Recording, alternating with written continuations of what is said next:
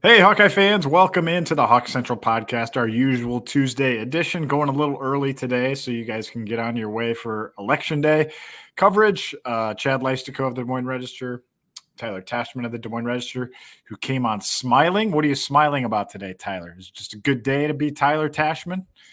It is. It is. I gotta say.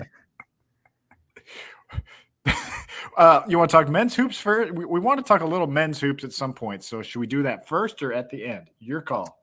Let's start off with it. Let's lead off with it. Okay. All right. So the Iowa men's basketball team, while people are kind of filtering in, Mhm. we'll get this out of the way. They beat Texas A&M Commerce. What was it? 87-65, I believe. Correct. Yeah, it sounds right. I watched the game on BTN Plus. I honestly was not super into the game. Like it just seemed like it was kind of boring to me. But I liked what Peyton Sanford did. I thought Freeman was about what we expected. Some guys missed some open threes. What were your thoughts covering the game in person, Tyler? It took Iowa like about 25 minutes to like really wake up. Like Mm-hmm. the game was a lot closer than it should have been, even beyond halftime. And then Iowa went on a 13 to nothing run and kind of slammed the door earlier in the second half, and then that was kind of it. So it wasn't a very inspiring performance, I would say, for a team that's shown that they're confident in themselves and what that they're going to be able to prove people wrong this season. It wasn't like a really resounding first act, but there were some good things to take out of it. Peyton Sanford nearly had a triple double. He looked the part of someone that's matured after going through that pre NBA draft process, and that can be one of the best players in the Big Ten. Drew Thelwell was really good off the bench, the Yeah, Morehead I did State like him. transfer. Yep. He added a spark in the second half. In particular, Price Sanford looked really comfortable and a much more confident and assertive version than his freshman self. So it's still like the thing is that Iowa, did they look good? Not really, but this is how a lot of teams look at this time of the year. Yeah. It's early Right. November. If we're having this same conversation in late January, February, then it's definitely a major cause for concern. But this is how college basketball teams look at this point in the year. So I wouldn't put too much stock into what we're seeing at this point. Yeah, it's November 4th. I mean, I don't really think anyone's mindset is on college basketball right now. There's a big day today in our country, and obviously, it's still football season, Tyler. So let's get into the football. I will touch on women's hoops. I won't forget. I'll do that at the end of the show. Maybe Dargan will even jump on if all is well at home. Um, but Tyler, it is a very short week for the Iowa Hawkeyes. Obviously, a ton of momentum right now. We kind of wanted to kick off this. I like to do 3 segments in this show, and we kind of want to talk about what it's going to take to kind of keep this flowing. I mean, they've put up 40 points against Northwestern, 42 against Wisconsin, largely with Brendan Sullivan for 6.5 quarters here. How do they keep it going? What kind of vibes do we get today? I'll let you kind of start and take with it what you can going into Friday's game at UCLA. Yeah, this game just seems like it's filled with a lot of landmines in it. Like it's a short week. It's the last game before Iowa's second bye. They're going to the West Coast, so there's just a lot of kind of tricky things that would make this an easy slip up. And it's like the last time that we felt pretty good about Iowa's chances going into a road game, that was Michigan State, and that was just an absolute dud. And UCLA, I mean, they haven't been great, but they just coming off of a win at Nebraska. So this is not a game that I think Iowa can take lightly by any stretch. So, but the vibes were good. I felt like after two really decisive home wins, it feels like Iowa has at least steadied the ship a little bit. But this is another test of just showing growth. Can they go on the road after not just one really solid win, but two, but uh, and and prove that this is the team they are at this point. I feel like we're still like I feel better about where Iowa is at this point, but I'm still like not quite certain exactly the type of team Iowa is, and I think they can continue to prove that they are close to a 9-win team if you go on the road and just take care of a team that they honestly should take care of, because they weren't able to do that against Michigan State. So, yeah, the Michigan State game was like it's very rare when I'm usually pretty close on my predictions, I will say, and like how the season goes. And that one was an outlier for me. I thought incorrectly on that game. We both you predicted, I think, 27-7, if I recall correctly. Like it was a surprise to everybody. Thanks for remembering that. Well, exactly. I remember numbers. I'm weird. You're pointing out how badly I predicted that game. I mostly wanted to say I wasn't the only one that misread that game. I thought Iowa would win, and I said maybe decisively. They didn't, and so I think this is the team we kind of expected to shift into high gear, especially after that Washington game. And so now, having seen it 2 games in a row, albeit both at home, you do feel a little better about this. But UCLA is feisty, and did we make this point on the post-game pod? If not, we'll repeat it. But I think everyone thought Indiana was no good UCLA was no good because they got trucked by Indiana at home. And it was like, how could you lose to one of the worst teams in the Big Ten by like 3-4 touchdowns at home? And we've found out since Indiana is for real. I will say that, Tyler. There's no doubt about that. And they've been competitive, and they've done a good job. And so, and they also have the 11th ranked rushing defense in the country. So there's so many interesting storylines about this game. I just thought we got good vibes today. Like Kirk Ferentz was like maybe as loose as we've seen him, and he's down to 1 quarterback and 1 walk-on this week. We'll get into that. But I mean, I felt like everyone was just in a really good mood, really loose, like not stressed. Like none of the questions were tense, and they weren't super like, I don't know. They just seemed like Luke. Like Jennings Dunker was like insanely good today, interview wise. Ferentz was hilarious. I don't know. What did you thought? That's the vibe I got today.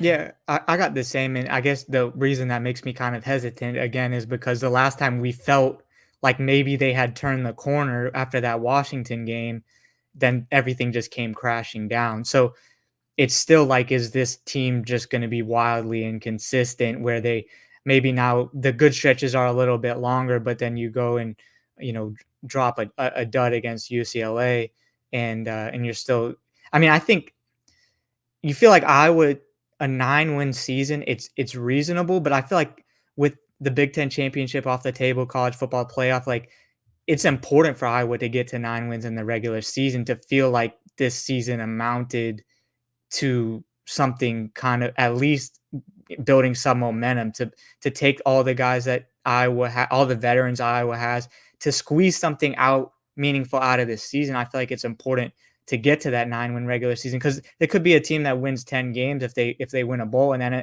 that ends up being a really good season given the kind of turbulence in the first half. But I think we're still kind of figuring out if that's even a real possibility for Iowa.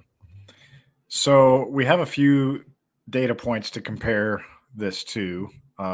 When we know that Iowa plays Nebraska every year on Friday, but the one game that he sort of compared this trip to was Maryland in 2021. That was a short week on the road, quite a ways away. This is about another hour in the air probably.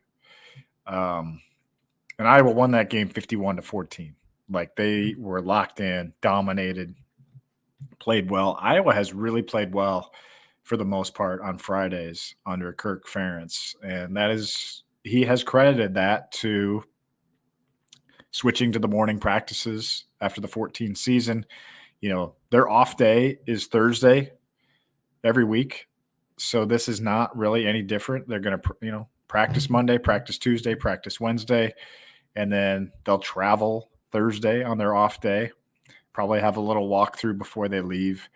And then they, it's game day on Friday. Then they get the off day Saturday. So it's really, it really has worked out well. Ferentz has been really happy about that. He also said at Big Ten Media Days, Tyler, I remember this specifically because one of the UCLA reporters asked him about like, what do you think about like going on the road for a Friday game, like 2 time zones away, and he wasn't that worried about it because it was in November. He's like, by that point, we're going to be in our routine. We're not, Friday games are not really a big change in our routine. So I really don't see that part as a big deal. And I think the Maryland comparison good. And I'll throw one more thing at you, Tyler, before we move on to quarterbacks. The last time Iowa closed a block before the bye, do you remember what happened? They went up to Minnesota on the road and completely controlled, for the most part, 3 out of 4 quarters. Minnesota beat them 31-14. So Ferentz does stress to his team to finish these blocks strong. Doesn't always happen, but they've treated the season like 3 blocks, 4 games, 6 games, 2 games. This is the end of a 6-game block, and they know that if they win this, they can go into the bye week feeling pretty good about things.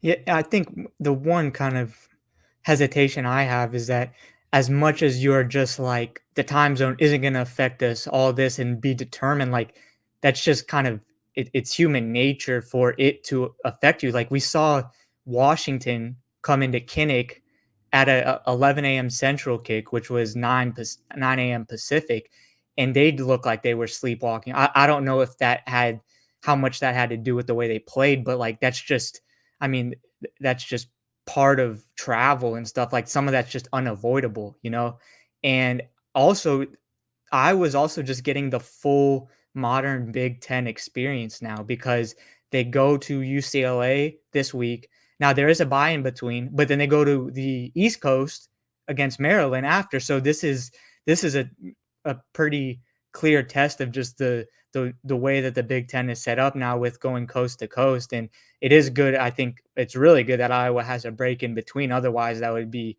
really brutal to go from UCLA one week to Maryland the next. But this is a test of just some more variables being thrown into things that I was just going to have to deal with for as long as the Big Ten looks like this. So let's move on to quarterbacks. Topic number 2 today, which will be the same as last week. Iowa down to 1 scholarship quarterback for this game, and that would be Brendan Sullivan, the guy everybody wants to be the quarterback. Cade McNamara is out again with those concussion symptoms. Obviously, Iowa gets a bye after this week, as you mentioned, Tyler. Ferentz did say they hope to have him back, but that's what he said last week too. They hope to have him this week too. So timetable uncertain on Cade's return. I do think that it is a significant loss because you don't want to have to dip down to Jackson Stratton, who we're going to get to in a second. But I don't know your reaction to not having Cade another week with this team, and not a captain this week. Yeah, Logan Jones getting the nod at captain. I think the ideal scenario at this point for Iowa's quarterback situation is Brendan Sullivan starting, but Cade McNamara being available in case something were to happen to him. Now, I think what people are a little hesitant is that if Cade comes back, they don't want him to start at this point. Like it should be Brendan Sullivan getting the quarterback 1 reps, but not having Cade as a depth piece that given the Marco Linus injury, which is unfortunate because he was going to get some meaningful, even in practice, some meaningful snaps. And it's too bad for his development that he doesn't get to do that. But not having Cade just as a depth piece, that hurts. Now you have Jackson Stratton, and it's all of a sudden sort of like last season in the sense that you're putting all your, eggs in the basket of Brendan Sullivan and his ability to stay healthy because behind him, not to bring back really bad memories, but Jackson Stratton, there's some parallels to Deacon Hill, right? Just a guy that Iowa brought in, not necessarily expecting him to get meaningful playing time, and someone that hasn't had significant playing time in college. And now it's a case of he's right there in the mix to go in if something were to happen to Iowa's starting quarterback. So it's a little bit uneasy because I think on one hand, you feel really good about Brendan Sullivan, the way he's been playing, the way he played against Wisconsin in his first career start. But at the same time, it's like behind him, it's really shaky. So you really need him to stay healthy. Yeah, we did talk to Brett. Before we get into Jackson Stratton, we did talk to Brendan Sullivan today. Any takeaways from Brendan today from you, Tyler? I know you talked to him a little while. Yeah, no, I mean, he just, you kind of brought up to him that it just seems like when he plays, he's smiling, he has joy. And he basically said he just thinks that comes from just an area of gratitude. Like he knows what it's like to be the backup, to not play. And he also said basically like he feels grateful to be on a good team. And I think we maybe forget that I mean, I don't think he wasn't taking a shot at Northwestern, but we can say that, Yeah. I mean, he was on some not great Northwestern teams. And Yeah. Yeah. for him now, and he probably deserves, he's a good enough player where he deserved to be on a team like Iowa that is a little bit more put together all around. But just, I don't know. I thought he just seems like he's extremely focused. That's the impression I got. But he's just very grateful for the opportunity that's in front of him now, and so far he's really taken advantage of it. Uh, yeah, I think the Jackson Stratton part. Let's get into that now. Yeah, Sullivan. Yeah, I do think. Okay, quick on Sullivan because I did ask that question because it stood out to me watching the game film, and I feel like I've heard that from Iowa fans too. Like, this guy has swagger, but it's kind of cool to see him like really enjoying these moments. You know what I mean? Like he's really genuinely happy to be out there. Asked Jennings Dunker today about, hey, how is Brendan Sullivan, you know, taken over as a leader of this team? Obviously, this is the first week. Cade's not a captain. And, obviously they're not going to say anything negative about Sullivan, but I thought it was notable that he said that Sullivan, first does a really good job, calling out the plays and being loud and being vocal. Like he kind of seems quiet around us, but like on the field, he's very loud and they need that. Jennings is like, I'm half deaf. So like, I need him to be loud. Watch that video, by the way. It's really funny. It's a funny video. He also talks about like the backup offensive lineman, who I know a lot of you guys are interested about. Just some fun. He talked about how pretty it is to watch Caleb Johnson run. Fun stuff from Jennings Dunker. Always a character.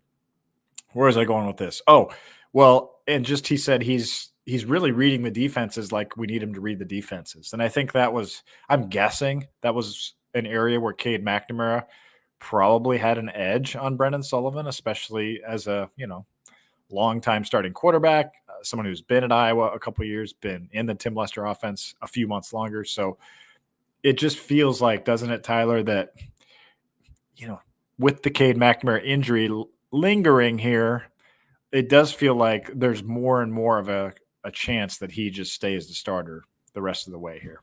Yeah, I mean, but part of, I think, the draw to Sullivan is that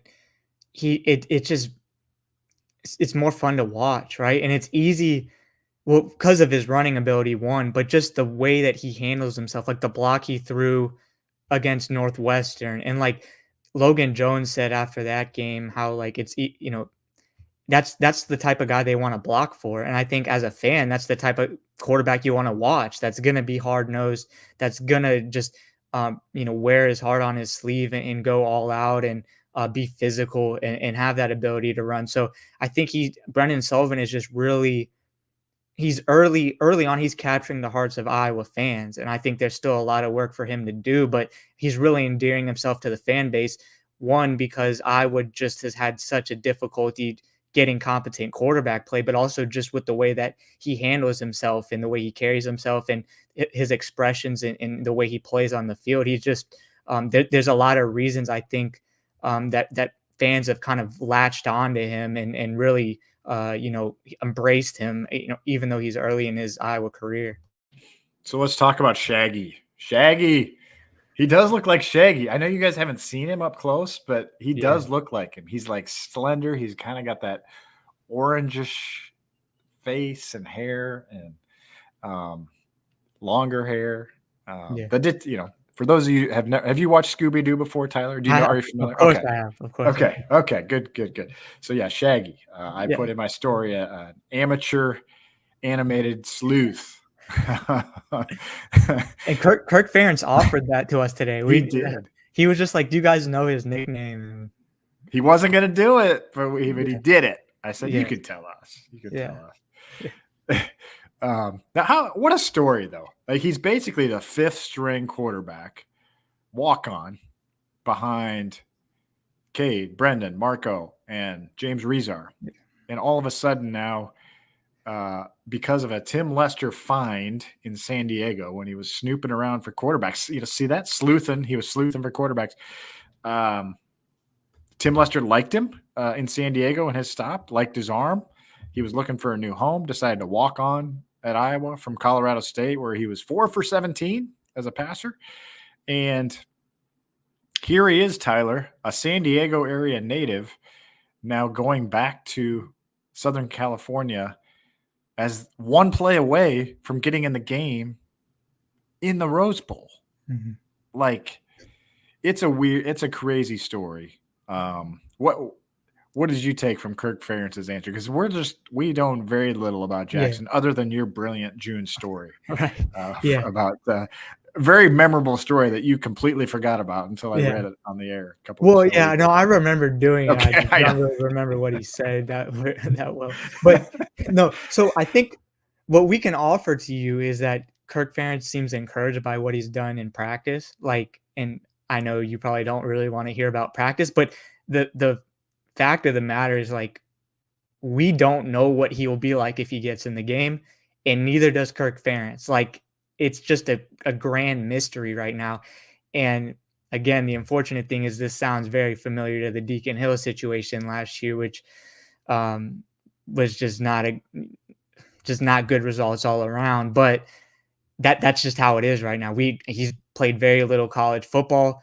We've saw him briefly at Kids Day at Kinnick, and honestly, he didn't really do anything that memorable that I can recall. I would have to probably watch it again, but we don't know. Is he going to be good? We basically have no idea, because, and it's not only just Kirk he's felt good about what he's done in practice, but it's obviously much different in practice than it is a game. And this is not a guy like Brennan Sullivan, who the past 2 seasons has gotten meaningful starts in the Big Ten. He hasn't played Big Ten football. He's barely played any college football at all.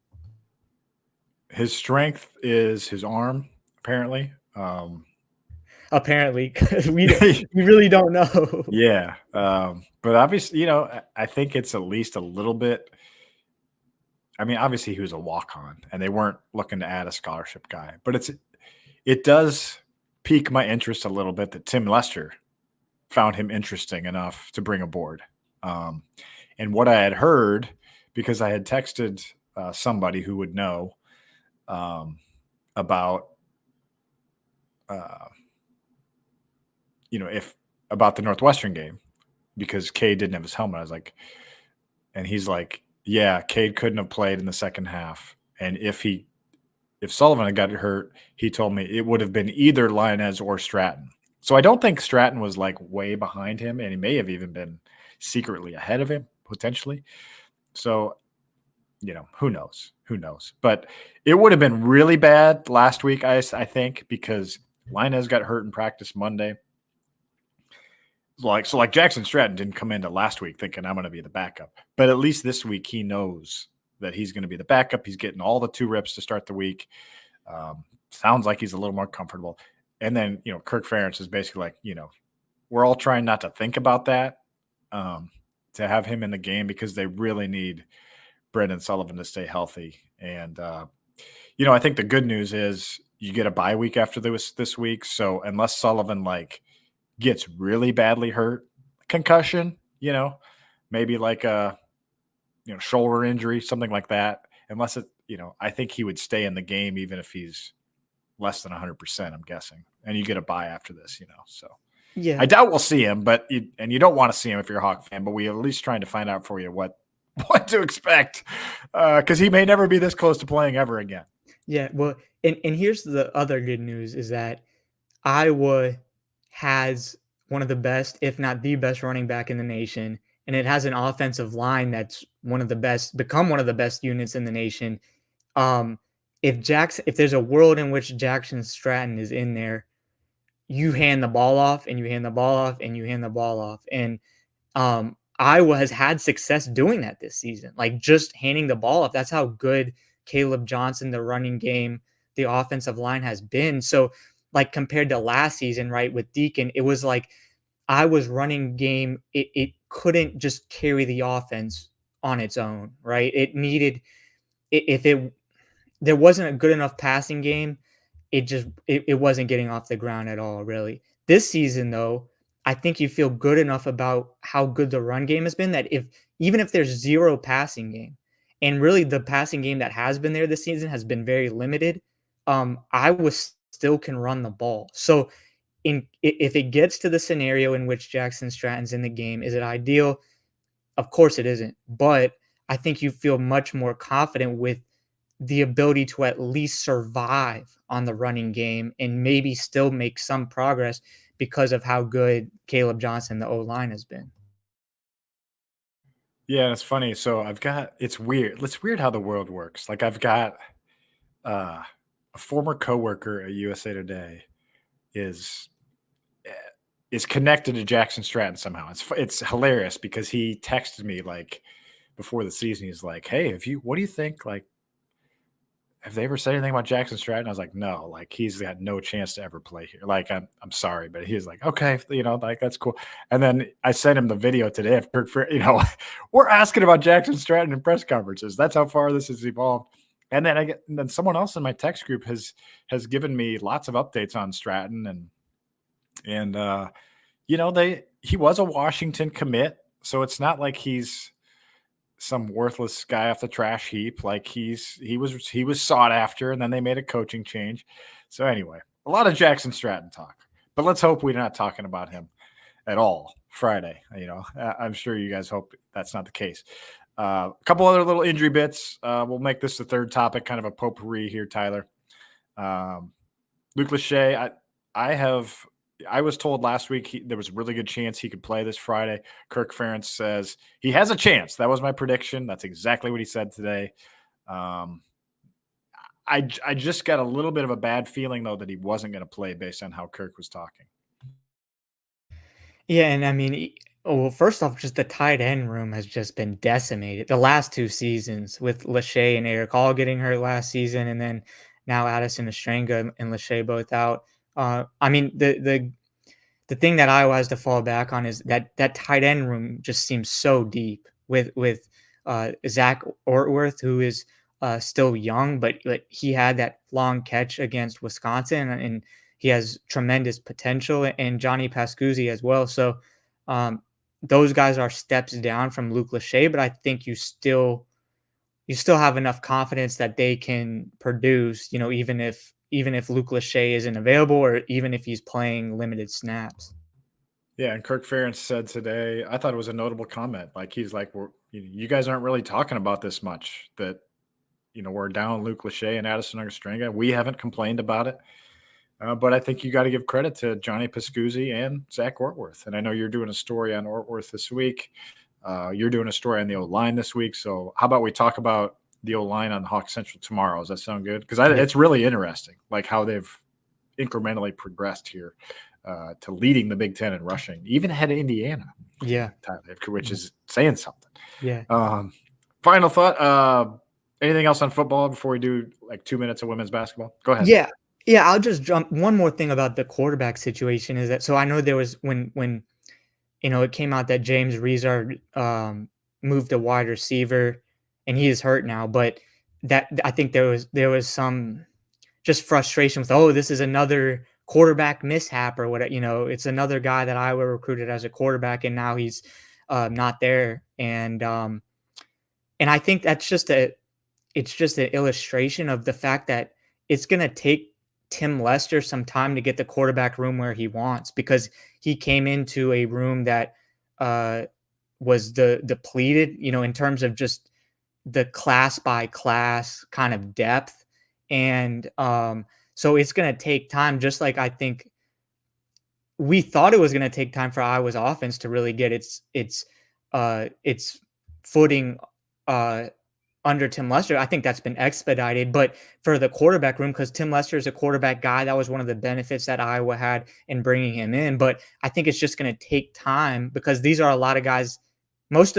Everyone are not guys that Tim Lester recruited. Like Brennan Sullivan is, but most of the other guys aren't. And I think it's just going to take time for Iowa to get his quarterback room where it wants to. But based on what we've seen from Tim Lester, how he's worked with quarterbacks, what he's done with Iowa's offense, I have faith that, in 2-3 years, this is a position where Iowa has really struggled, but I have faith that Tim Lester can get it to where I think fans really want it to be.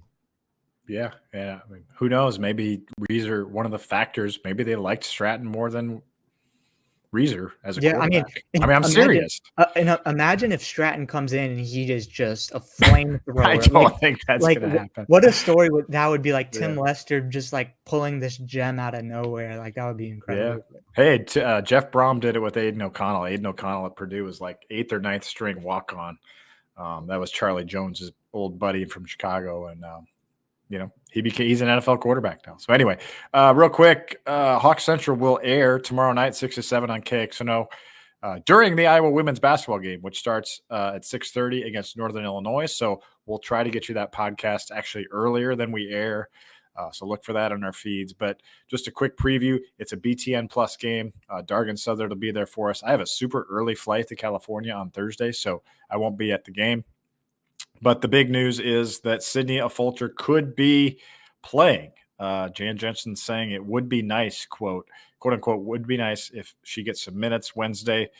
I would think they probably would hold her out another game, but maybe they just want to test it out a bit before they face it's Virginia Tech on Sunday, right, against Charlotte, I think. So, VT, Dargan says. So that's Sunday. So that'll be, that's in Charlotte this week. So this is really their only warm-up game before that. So Iowa women's hoops sold out for the season. Starts tomorrow night. We won't talk about the women on Hawk Central tomorrow. That's what I'm saying. We'll have to circle back to that later. But and you got a men's game Thursday, Tyler, against Southern, Southern, the whole Southern United States. Yeah, I know. That's what I was saying before. I was like, Southern what? Like it would be nice if they would say like, what is the South of? Do we know what state it's in? I'm pretty sure it's in Louisiana. I looked it up, but okay. I'm sure you're right. I have not looked it up either. I'm looking it up as we speak. And I'm sure that they've played Southern before, and I should know this. It is in Baton Rouge. So okay, all right. Southern Louisiana, I guess. Or okay, I don't know. Texas A&M Commerce to now Southern. What a schedule! Yeah.